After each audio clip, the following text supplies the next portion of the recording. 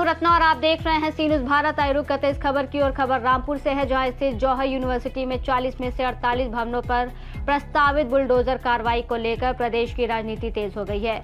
गुरुवार को circuit house में आयोजित प्रेस कॉन्फ्रेंस में विधानसभा में नेता प्रतिपक्ष माता प्रसाद पांडे ने भाजपा सरकार पर निशाना साधा। माता प्रसाद पांडे ने आरोप लगाया कि जौहर यूनिवर्सिटी को राजनीतिक विरोध के कारण निशाना बनाया जा रहा है। उन्होंने कहा कि ये संस्था गरीब छात्रों को शिक्षा उपलब्ध कराने के उद्देश्य से बनाया गया था, लेकिन सरकार इसे खत्म करने का प्रयास कर रही है। उन्होंने कहा कि यदि कार्रवाई नहीं रोकी गई तो विपक्ष राज्यपाल से मुलाकात करेगा और जरूरत पड़ने पर न्यायालय का भी रुख करेगा। नेता प्रतिपक्ष ने यूनिवर्सिटी के निर्माण से जुड़े नियमों का हवाला देते हुए सवाल उठाया कि जिस समय निर्माण हुआ उस समय संबंधित क्षेत्र में जिला पंचायत या नगर पंचायत का अस्तित्व नहीं था। ऐसे में नक्शा पास न होने के आधार पर कार्रवाई करना उचित नहीं है।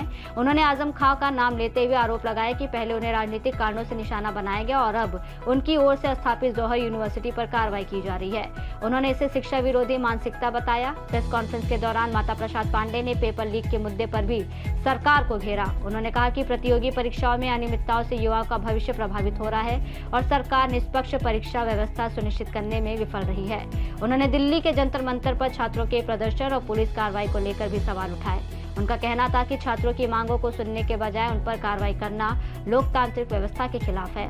माता प्रसाद पांडे ने सरकार पर किसानों और आम जनता की अनदेखी करने का आरोप लगाते हुए कहा कि सरकार बड़े उद्योगपतियों के हितों को प्राथमिकता दे रही है, जबकि किसानों और गरीबों की समस्याओं पर ध्यान नहीं दिया जा रहा है। प्रेस कॉन्फ्रेंस में नेता प्रतिपक्ष माता प्रसाद पांडे के साथ लगभग 28 विधायकों के साथ स्मिता यादव, अजय सागर, रामपुर के जिलाध्यक्ष नसीर अहमद खां, प्रदेश महासचिव अताउर रहमान, नवाब जान मौजूद रहे। समाजवादी का काफिला लेके क्या कहेंगे इसको लेकर? देखिए, मैं आया हूँ इसलिए कि जौहर यूनिवर्सिटी हमारे माननीय नेता आजम खां के द्वारा बनाई गई थी और ये इस क्षेत्र के शिक्षा का बड़ा भारी माध्यम था।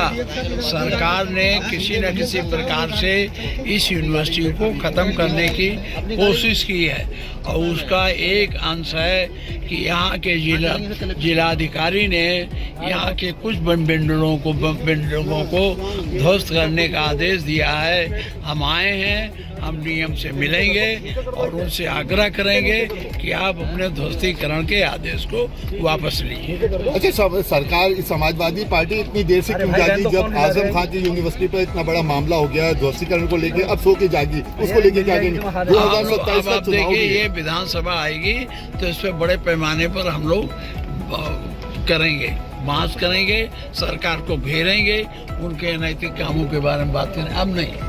अभी आजम खान जेल में है, उनकी रिहाई को लेकर किस तरीके से? रिहाई के लिए हम लोग प्रयासरत हैं। अच्छा माता जी, क्या कहेंगे कि 2 भवन सिर्फ जो है वो नक्शे से बने, बाकी आर्थिक भवन भी देखिए वो और जो है जिस तरीके से शिक्षा का हनन कर रही है, ये ऐसा बिल्कुल भी नहीं करना चाहिए, क्योंकि सरकार बच्चे जो है, जो शिक्षा जो है समानता का अधिकार है, इसमें बच्चों के लिए बच्चे सुसाइड कर रहे हैं क्योंकि इनके हर बार पेपर लीक हो जाते हैं। इन्होंने पूरे अपनी राजनीति करने के लिए इन्होंने शिक्षा पे जो वार किया है सबसे ज्यादा गलत वार किया है, क्योंकि बच्चे आप देखिए, माओ की एक ही इच्छा होती है, मैं माँ बन के आज यहाँ पे आई हूँ, माओ की एक ही इच्छा होती है कि बच्चे पढ़ लिख कर कुछ बन जाएं, मगर बच्चे पढ़ लिखने के बाद भी सुसाइड कर रहे हैं बनने की जगह। तो मैं सरकार से, मठ में रहने वालों से और योगी जी, मोदी जी से कहना चाहती हूँ कि आप लोग शादी अभी भी करिए और बच्चे पैदा करिए और बड़ा करिए, फिर आपको पता चलेगा कि बच्चों का प्रेम क्या होता है। जो लोग कहते हैं परिवारवाद, अरे परिवारवाद से ही हमारा जो है भारत समझा जाता है। बच्चे सुसाइड कर रहे हैं, वहाँ लाठीचार्ज महिलाओं पे हो रही है, कन्याओं पे, छोटे छोटे बच्चों पे लाठीचार्ज इस तरीके से करी गई है। ऊपर चढ़ के इनके जो भी इनके भाजपा के जो लोग हैं चप्पल पहन के और अलग उसमें पुलिस का बोले जो बच्चों को डरा रहे हैं, धमका रहे हैं, इतना मार रहे हैं। आप लोगों ने वीडियोस देखी होंगी।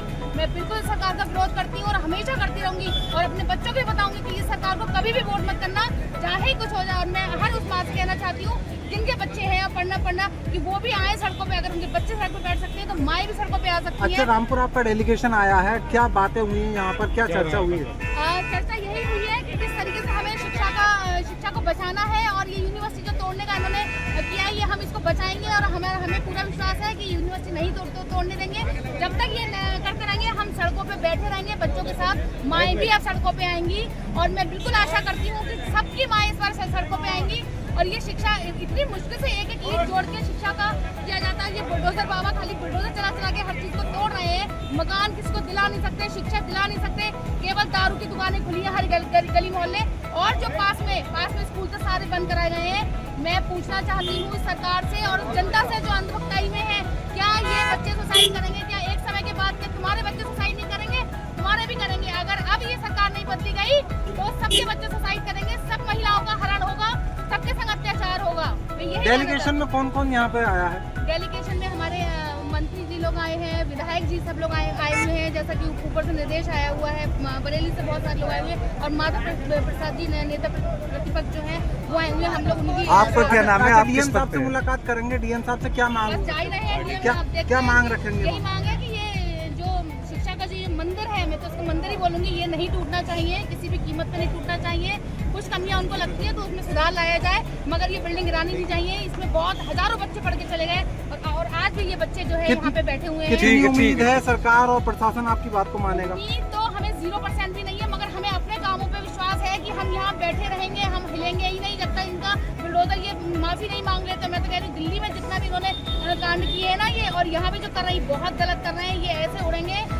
वहाँ पे दिल्ली में देखिए प्रधानमंत्री जिनको बात करनी चाहिए जनता से, वो गाड़ी लेते हैं और भाग जाते हैं। जब भी कोई बात होती है विदेश भाग जाते हैं, मतलब वो प्रधानमंत्री हैं। रामपुर से सीनियर संवाददाता राजू राजपूत की रिपोर्ट। जौहर यूनिवर्सिटी मामले में सपा और भाजपा आमने सामने है, जहां विपक्ष इसे राजनीतिक कार्रवाई बता रहा है, वहीं प्रशासनिक प्रक्रिया के तहत कार्रवाई की बात कही जा रही है। आने वाले दिनों में ये मामला प्रदेश की सियासत में और तूल पकड़ सकता है।